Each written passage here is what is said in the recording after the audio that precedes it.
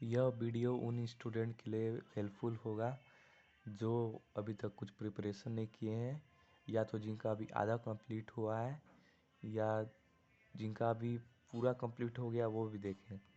क्योंकि हो सकता है कि सबका थ्योरी कंप्लीट हो, लेकिन कुछ कुछ सब्जेक्ट का प्रैक्टिकल बच गया हो, या तो सारे सब्जेक्ट का थ्योरी कंप्लीट हो गया हो और प्रैक्टिकल बच गया हो, या तो कुछ स्टूडेंट को होता है कि समझ ही नहीं आता है कि कैसे पढ़ें। बहुत लोग होते हैं कि सिर्फ चैप्टर्स ऑनलाइन वीडियो देख लेते सारे चैप्टर्स के और कुछ प्रैक्टिस नहीं करते क्वेश्चन आंसर।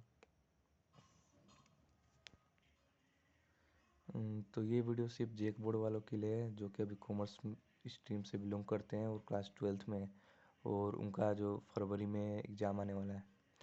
जैसा कि अभी आप लोग को पता होगा कि अभी एग्ज़ाम पेंडिंग में चल रहा है कि अभी एग्ज़ाम होगा कि नहीं होगा, क्योंकि जो 28 को जो एडमिट कार्ड डाउनलोड होने वाला था वो हुआ नहीं है। तो इसलिए अभी आप लोग इस पे ध्यान ना ही दे तो बेटर रहेगा और अपना प्रिपरेशन करें।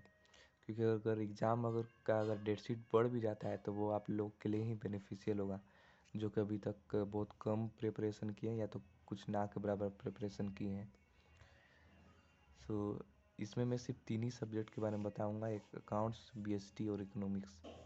आप जानते हैं कि आज मैं जो अपलोड करने वाला हूँ, मैं कल या तो आज अपलोड कर दूंगा। आज 29 तारीख है और एग्ज़ाम शुरू हो रहा है 14 फरवरी से। तो सबसे पहले देखते हैं अकाउंट्स में। अकाउंट्स में आप जैसे कि जानते हैं कि इसमें बहुत कम ही थ्योरी है और सबसे ज़्यादा इसमें प्रैक्टिकल है। तो मैंने ऐसे ही माना है कि मान लीजिए इसमें 30% थ्योरी है और 70% प्रैक्टिकल है। और हम लोग के पास कितने दिन बचे हैं? सिर्फ 22 दिन।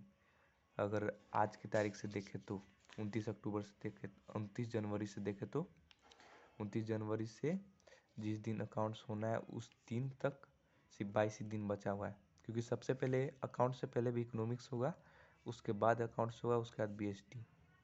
लेकिन जैसा कि आप जानते होंगे कि अकाउंट्स में सबसे ज़्यादा समय लगता है। अगर आप इसे 1 महीने भी पूरा टाइम दे दें तब भी आपका कंप्लीट नहीं होगा। अगर आप चाहते हैं कि आपको अच्छा मार्क्स मिले तो, अगर आप चाहते हैं पास होने के लिए सिर्फ पढ़ना चाहते हैं तो आप पास हो सकते हैं। लेकिन अगर आपको अच्छा मार्क्स चाहिए तब आपको 22 दिन में मेरा ये फॉर्मूला फॉलो करना होगा। तब आपको मिनिमम 60-70% 70 और 60 मार्क्स आ सकता है आराम से। और अगर आप चाहते हैं कि 80 में से 80 लाएँ तो आपको, अभी मुझे नहीं लगता कि अभी उतना पॉसिबल होगा, लेकिन अगर 10 घंटा 12 घंटा पढ़ेंगे तो आप ला सकते हैं। तो अकाउंट्स में हम जैसा कि देख सकते हैं कि अभी थ्योरी लगभग बहुत कम ही है, लगभग ना के बराबर है, और इसमें सबसे ज़्यादा प्रैक्टिकल का रिक्वायरमेंट होता है। सबसे ज़्यादा प्रैक्टिकल का रिक्वायरमेंट होता है। तो मैं उन बच्चों के लिए बता रहा हूँ जो कि अभी तक बहुत कम ही पढ़े या तो कुछ पढ़े ही नहीं है। वो क्या कर सकते हैं कि जो जो इम्पोर्टेंट क्वेश्चन है, जो सिर्फ इम्पोर्टेंट क्वेश्चन है उनका सिर्फ प्रैक्टिस कर सकते हैं। और अगर उनको कुछ फार्मूला वगैरह समझ में नहीं आ रहा है तो यूट्यूब में देख के प्रैक्टिस कर सकते हैं। और अगर उनको एक भी क्वेश्चन समझ में ना आए तो उसको 1 बार 2 बार 3 बार ऐसे प्रैक्टिस करेंगे तो उनको अच्छे से समझ में आ जाएगा। उसके बाद वो गेस पेपर प्रैक्टिस कर सकते हैं और फिर उसके बाद मॉडल पेपर।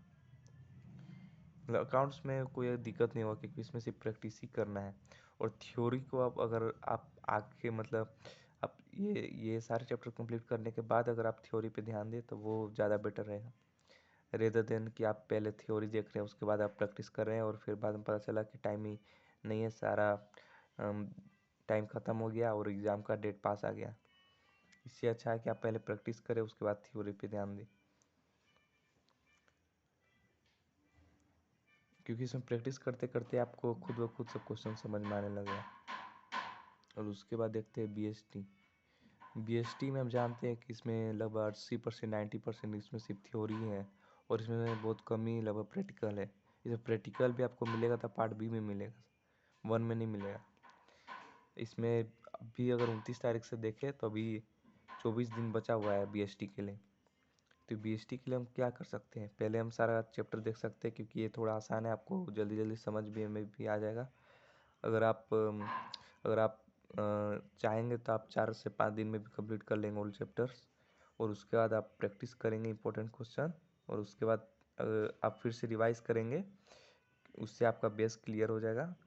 जो जो आप जो जो आपका डाउट्स रह गया होगा वो भी आपका क्लियर हो जाएगा। और उसके बाद आप केस पेपर प्रैक्टिस करेंगे, उसके बाद मॉडल पेपर।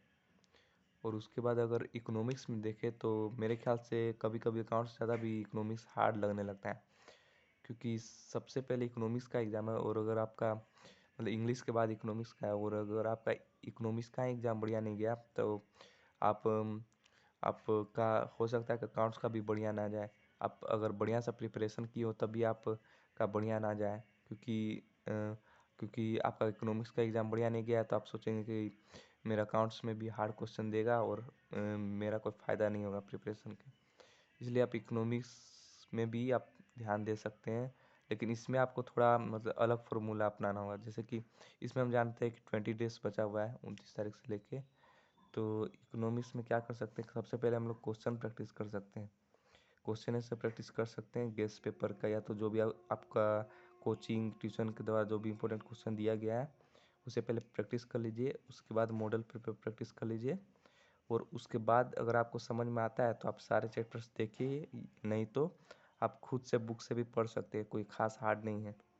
और उसके बाद आप डायग्राम ज़रूर बनाएं। डायग्राम बनाएंगे तो आपका कॉन्सेप्ट और ज़्यादा क्लियर हो जाएगा, क्योंकि हर एक चैप्टर लगभग सिमिलर ही है। तो आप कंफ्यूज हो जाइएगा कि मैंने अभी क्या पढ़ा और मैं क्या पढ़ने जा रहा हूँ। आपको कुछ उतना समझ में नहीं आएगा, आप कंफ्यूज हो जाएगा, क्योंकि हर एक चैप्टर एक दूसरे से रिलेटेड है। तो आज के लिए इतना ही था। आई होप कि आप लोग के लिए ये वीडियो हेल्पफुल होगा। थैंक्स फॉर वॉचिंग और best of luck for exam.